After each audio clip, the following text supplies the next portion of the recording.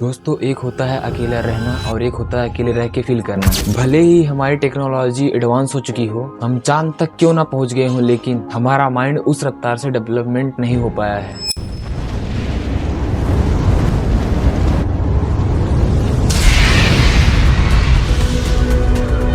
उसे आज भी यही लगता है जिस तरह हमें पहले ग्रुप में रहना जरूरी था।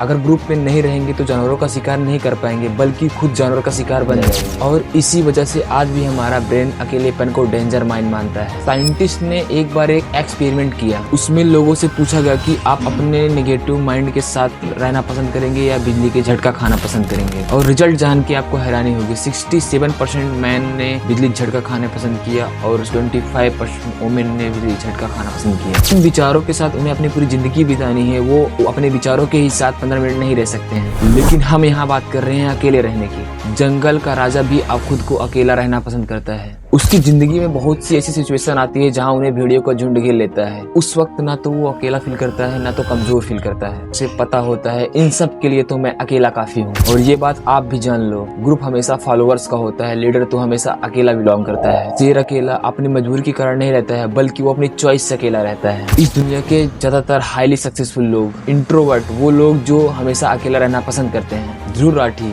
जो एक यूट्यूब का सक्सेसफुल यूट्यूबर है, वो अकेला रहना पसंद करता है। अपने वो लाइफ का बड़े से बड़ा डिसीजन अकेले रह के अचीव करता है। वो अपने को फाउंडर में ये बताते हैं कि मैं बड़े से बड़े डिसीजन को लेने से पहले खुद को अकेला फील कराता हूँ, तब मैं बड़े से बड़ा डिसीजन लेता हूँ। और वो बताते हैं कि एक अकेला इंसान कुछ भी कर सकता है। और वो ये बोलते हैं कि अकेले रहने का मैं तुम्हें 4 ऐसे फायदे बताऊंगा जो तुम अपनी जिंदगी में अचीव कर सकते हो। पहला पॉइंट है पोस्ट ग्रेविटी। निकोला टेस्ला एक जो महान वैज्ञानिक रह चुके हैं, जिनकी वजह से हमारे आज घर में इलेक्ट्रिसिटी आ रही है, जिनकी वजह से हम आज लैपटॉप, कंप्यूटर, ऑल सॉफ्टवेयर का यूज कर रहे हैं, एसी कूलर का हवा ले रहे हैं, जिन्होंने 300 एनिमेशन कर दिया है। उनका कहना यह है कि be alone that is the secret of invention, be alone that is when ideas of born. अकेले रहो, यही वो टाइम है जहाँ पे आइडियाज बनते हैं। जब आप अकेले रहते हैं तब आपके ब्रेन में DMN ज्यादा एक्टिवेट हो जाते हैं, तब आपका दिमाग बहुत तेजी से काम करता है। और इसी नेटवर्क की वजह से इंसान अपने ज्यादा दिमाग को क्रिएटिविटी सोचता है और कुछ बड़ा अचीव कर पाता है।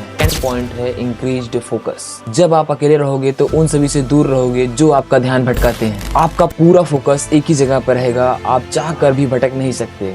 एक होता है अकेला रहना और एक होता है अकेला रह के अकेला फील करना। अकेला फील करना मतलब लॉनलीनेस यानी अकेलापन। इसके लिए होना चाहिए आपके लाइफ में 1 या 2 लोग जिससे आप अपने दिल की बात कर सकें, उसके बाद फिर खत्म। एक होता है अकेला रहना यानी कि आइसोलेशन, जहाँ पर आपकी क्रिएटिविटी और निगेटिविटी नेक्स्ट लेवल पर होती है। आइडियाज आते हैं और हम ग्रो करते हैं और अपनी लाइफ को आगे की तरफ बढ़ाते हैं और अपनी क्षमताओं का पूरा इस्तेमाल करते हैं। तीसरा पॉइंट है सेल्फ अवेयरनेस, जिसमें तुम खुद को जान पाते हो। दोस्तों, एक बार मैं खाना खाने के बाद वॉक पर गया था और आधा रास्ता बीत गया था। तब मैंने अपने एक दोस्त को कॉल किया, जिससे मैं बात करते करते अपने घर तक कब तक पहुंच गया मुझे पता नहीं चला। इससे यह पता चलता है कि हम अगर किसी के साथ रहते हैं वो रास्ता में बहुत छोटा लगता है, और अगर वो उस रास्ते में मैं अकेला रहूंगा तो वो रास्ता में बहुत बड़ा लगेगा। लेकिन जब हम अकेले होते हैं तो वही रास्ता में बहुत बड़ा लगता है और वही समय बहुत ज्यादा लगता है। लेकिन तभी हमारी ब्रेन की एक्टिविटी बहुत ज्यादा तेजी से काम करती है और हमारे दिमाग में आइडियाज आते हैं। सेल्फ अवेयरनेस को जानने के लिए खुद को अकेला रहना बहुत जरूरी है। आपको लगता है हम सेल्फ अवेयरनेस हैं, तो आप ये बात जान लो कि 5000 लोग ऐसे थे जो खुद को बोलते थे कि हम सेल्फ अवेयरनेस है। जब उनका टेस्ट किया गया, जिसमें से 15% लोग ऐसे आए जो सेल्फ अवेयरनेस थे, और जिसमें से बाकी लोग सेल्फ अवेयरनेस नहीं थे। जिन्हें अपना पेशेंस पता था, जिन्हें अपनी स्ट्रेंथ पता थी, जिन्हें अपने सोच की क्षमता पता थी,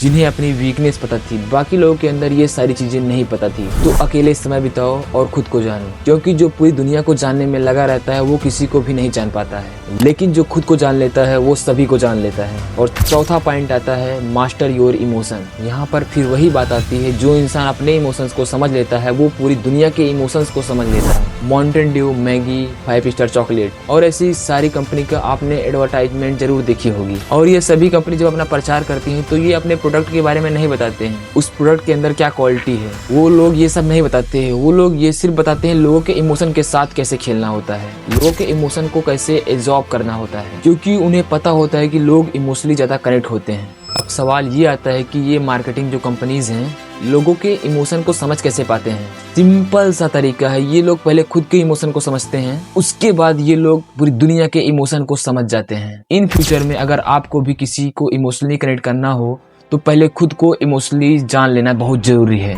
और खुद के इमोशन को समझने के पहले खुद को आपको जानना बहुत जरूरी होगा, और खुद को समझने के लिए आपको अकेला रहना ही होगा। तो इसीलिए अकेले रहें और एकांत में रहें, पूरी आत्मा एक काम में डाल दो, एक दिन लोग आपसे मिलने के लिए तरस जाएंगे।